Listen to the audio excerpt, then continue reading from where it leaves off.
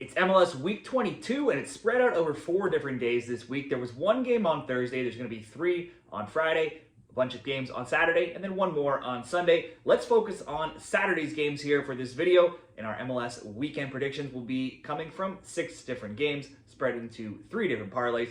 Let's get into it, and be sure to give the video a like and subscribe to the channel for more MLS predictions. And we've got videos in the Club World Cup, the Women's Euros as well going on, so be sure to check those out as well. Let's start it off, 1 2-leg parlay here, Charlotte and Orlando. It's 10th Charlotte hosting 5th Orlando in the East, and they're separated by 8 points. Charlotte struggles. They're mostly on the road though this season, so they're going to be happy to be back home where they're 6-0-2. They played their last 5 games on the road. They only got 1 win. That was against the lowly Toronto. The others were losses, 2-1, 2-1, and 3-2. The Crown, they've only won 3 overall games now in 13, but they have scored a goal in 12 straight. They also obviously have conceded plenty of goals, giving up a goal in 12 of 13. That's made the both teams to score and the both teams to score in over 2.5, both 11-1.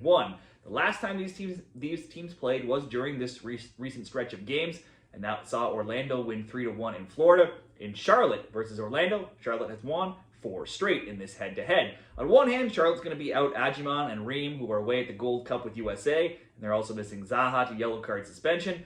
On the other hand, Toklamani has stepped up with goals in each of his last 2 games. Orlando's also missing their defender, Freeman. He's away with the US as well. Orlando lost last week 2-1 at home to Cincinnati. They had won their 2 games prior, but have lost 3 of 5. They're rarely held off the score sheet. They've scored in 11 straight and a total of 26 goals in that time. This game looks like it should feature goals. Let's go both teams to score and do one more selection here for the second leg, and it's Cincy and Chicago. When these teams played in Chicago in April, Cincy got the 3-2 win. The meeting before last year was just 1-0, but 6 of 8 would have cashed the both teams to score and the over 2.5 between these teams. The Fire are one of the top road teams, so they're not going to be too afraid of being on the road here. They're 6-0-4, and their away matches have averaged a ridiculous 5.0 goals per game. That's easily the most, a full goal more than anyone else. Now, speaking of bets on both teams to score over 2.5, all 11 Fire road games this season have seen that happen. It happened last week too, albeit at home for the Fire, where they won 3-2 over Charlotte. Prior to that, they had lost 1-0 and 2-0 in home games. Their last 2 road games were wins of 7-1 and 3-1. While they were recently shut out in 2 games, it's worth noting it did come against 2 good defensive teams in Nashville and Philly. Cincy's defense hasn't been as strong this season, and they've recently conceded in 6 of 7 and in 10 of 12. They have won 3 straight though, 1-0, 3-1, and 2-1. But at home though, the defense has been relatively strong. 9 goals allowed in just 8 games. That's among the fewest.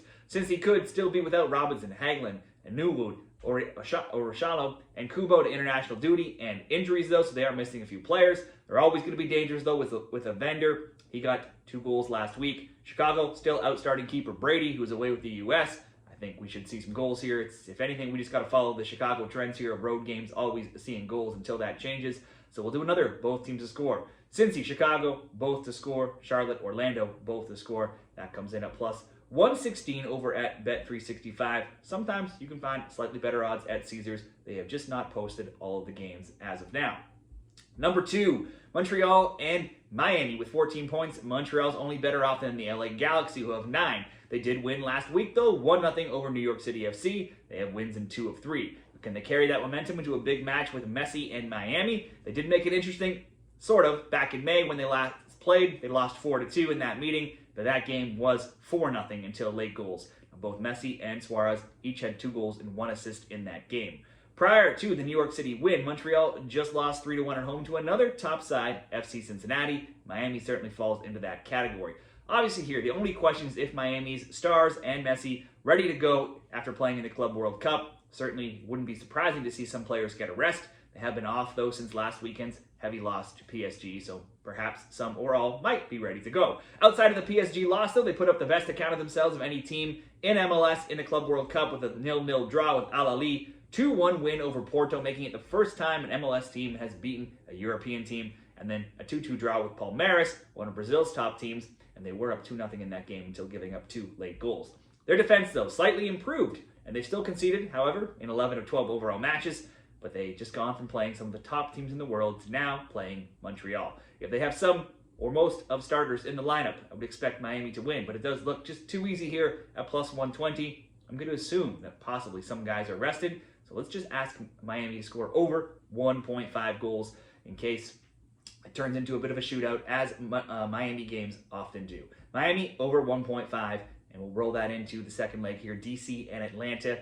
These teams have given up the most goals in the East. Only the LA Galaxy have given up more overall. DC has just 1 win in 10 overall matches, and they have been losers in 3 straight here by 7-1, 2-0, and 1-0 scores.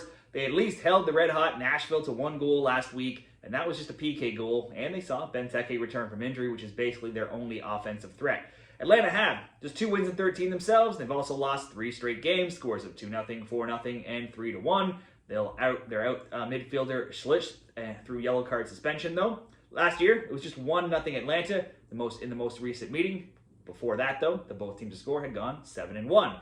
This is a game, obviously, I would think both teams would see as very winnable here, and you would expect goals with how poor both teams have been defensively. Only concern could be for DC here is that they're barely scoring in any game right now. In their last 9 MLS games, they've scored just 3 goals, and they've been shut out in 6 of those games. Both teams to score looks likely given the poor defenses here. Let's just go over 1.5 goals in case somebody just wins 2-0. Either way, I think we should see a few goals. So Atlanta, DC over 1.5. Miami themselves over 1.5. That'll be at plus 120 odds. 2 more games here late into the night on Saturday. It's San Diego and Houston with 39 points. Expansion side San Diego, they're just 1 point off the Supporters Shield leaders Philly. At home, San Diego's been especially strong where they're 6-3-1, and they've outscored opponents 19-7. Overall, they're rolling right now. They're 8-1-1 in their past 10. They come in winners of 4 straight with scores of 2-0, 4-2, 5-3, and 3-2. Albeit last week's win did come very late on in that game, 96th in the 96th minute. The Dynamo can't say the same with just 23 points. They're 10th in the West. On the road, they're only 2-4-3. Houston won at home last week, though, just 1-0 over St. Louis. They had lost 3-1 in 3 straight games prior. San Diego might have a list of injuries here, but they're finding ways to win, and they're getting extraordinary performances right now from Dreyer and Olowski. They should get this win. I would expect them to at least score 2. Let's go San Diego over 1.5 for leg 1, and then make a very just simple selection here. San Jose and the New York Red Bulls.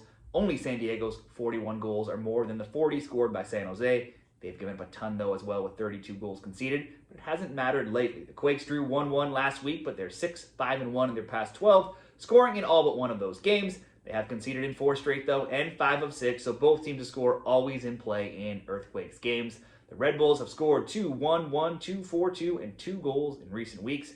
They're also winless in 3, though, with a 2-1 loss, a 1-1 draw, and a 2-2 draw. I could see this easily being a both teams to score because that's just how most Quakes games go. I'm just going to ask, though, San Jose to score to just improve this parlay slightly. We'll go San Jose to score with San Diego over 1.5 to come in at minus 112 odds. To round out this weekend's MLS Week 22 best bets, any games that you like this weekend, any player props, parlays, share them down there in the comments, and best of luck.